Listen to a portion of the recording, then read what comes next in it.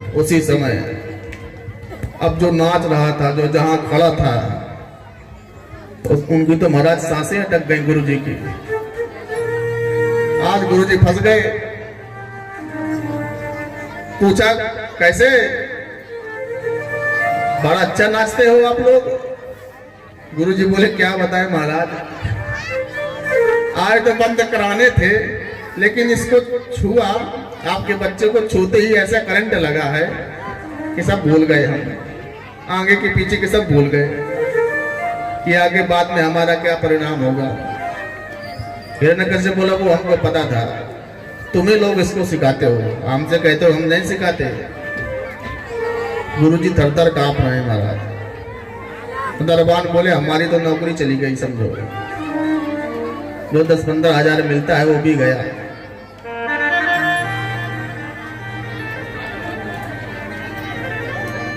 हिरण्यकश्यप बोला तुमको तो बाद में देखूंगा, पहले इसको देखता हूं, अपने बच्चे को। फिर महाराज इतना कष्ट दिया, हाथी के पैरों तले कुचलाया, नदी में डलवाया, सर्पों से कटवाया,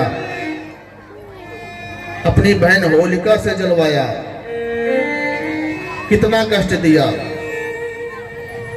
लेकिन प्रहलाद कभी ठाकुर जी के भजन से च्युत नहीं हुआ, विचलित नहीं हुआ।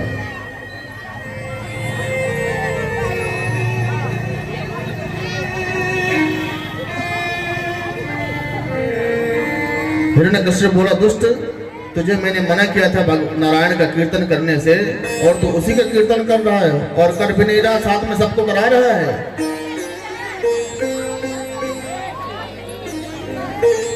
प्रहलाद बोले पिताजी, नारायण तो सर्वत्र विद्यमान है, कण कण में विराजित है, आप क्यों बैर लेते हैं? जो पूरी सृष्टि को चलाता है, बनाता है, बिगड़ता है, उससे आप क्यों बैर लेते हैं? और सूर्य अनेक फिरे कण मांगत, सूर्य अनेक फिरे कण मांगत, पै पद सूर सुसाद कहा, पुनिताल मजेरा बजाते फिरे, मीरा मतवार से चाह कहा।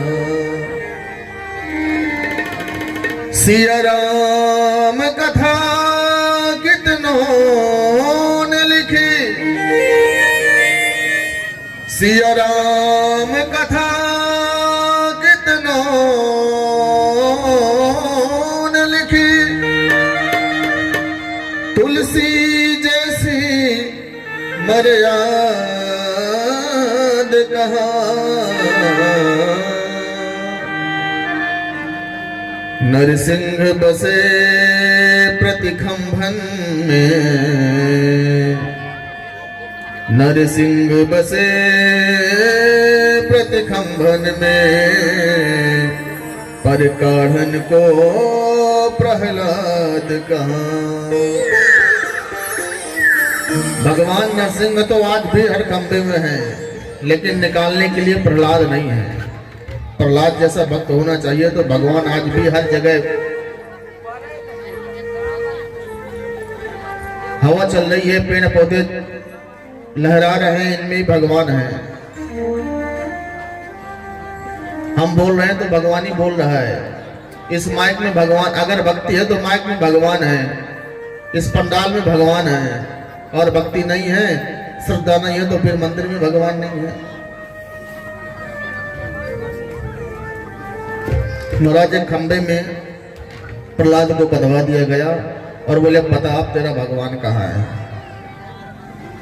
तो प्रहलाद ने कुछ भी देर करते हुए सीधे कह दिया कि पिताश्री, मेरा भगवान तो इस खंबे में भी है।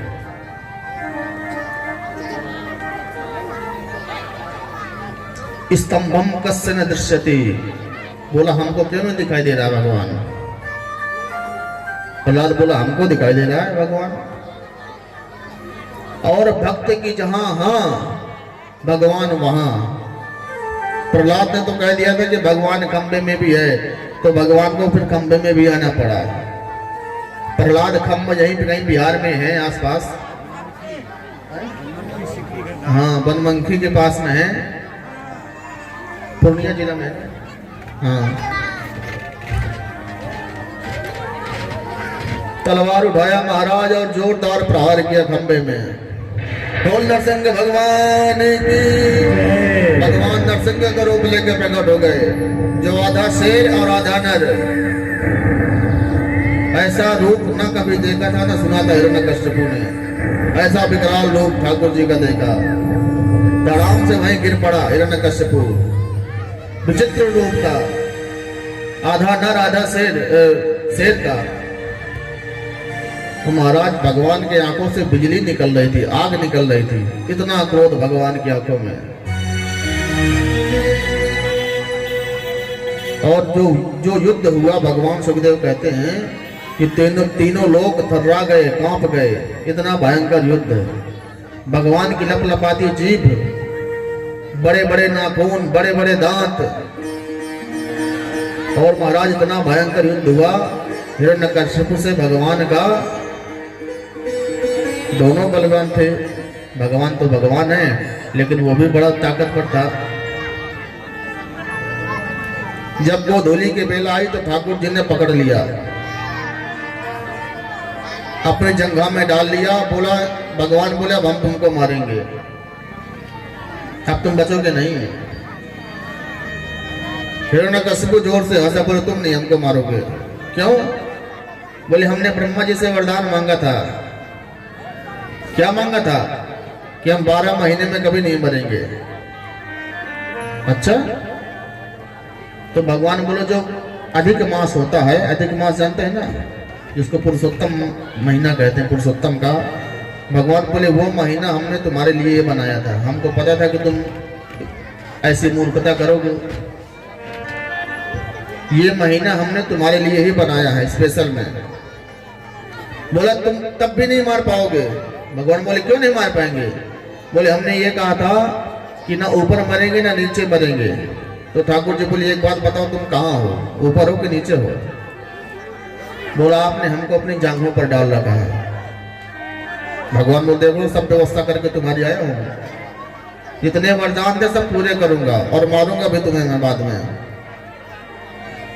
फिर बताया न अस्त्र से न शस्त्र से, न दिन में न रात में, न अंदर न बाहर। भगवान बोले देख कहाँ बैठा है, देहली पर बैठा है तू, न दिन है न रात है, गोधूली का टाइम है, शाम का टाइम है, फिर भी नहीं मार सकते। क्यों? बोले हमने ब्रह्मा से वरदान मांगा था कि तुम्हारे द्वारा बनाई गई सृष्टि में किसी भी व्यक्ति से न मारूंगा। तो भगवान बोले तुम्हारा दिमाग खराब है क्या? ब्रह्मा थोड़ी हमको बनाता है, हम ब्रह्मा को बनाते हैं। ब्रह्मा तो हमारा बेटा समझो, ब्रह्मा को पिता तो हम ही हैं। देखिए ब्रह्मा विष्णु महेश एक दूसरे के पिता हैं। जब शंकर जी की शादी हुई तो उससे पूछते हैं ना आपके पिता का क्या नाम था, फिर उनके पिता का क्या नाम था, फिर उनके पिता का क्या नाम था। तो ब्रह्मा जी से पूछा गया कि हाँ बताइए आपके पिताजी कौन थे? बोले हमारे पिता नारायण हैं। फिर उनके पिता कौन है? बोले उनके पिता फिर शंकर जी हैं। फिर बोले उनके पिता कौन है? तो बोले फिर उनके पिता फिर हम ही हैं, फिर और कौन है? चौथा कौन है? हम ही हैं। फिर तो तीनों एक दूसरे के पुत्र हैं। भगवान बोले ब्रह्मा को बनाते हम हैं, ब्रह्मा हमको नहीं बनाता। और भगवान ने देखते देखते अपने बड़े बड़े नाखूनों से उसके सीनों को विदीर्ण कर दिया और आंतड़ियों को निकाल कर ठाकुर जी ने कंठ में धारण कर लिया।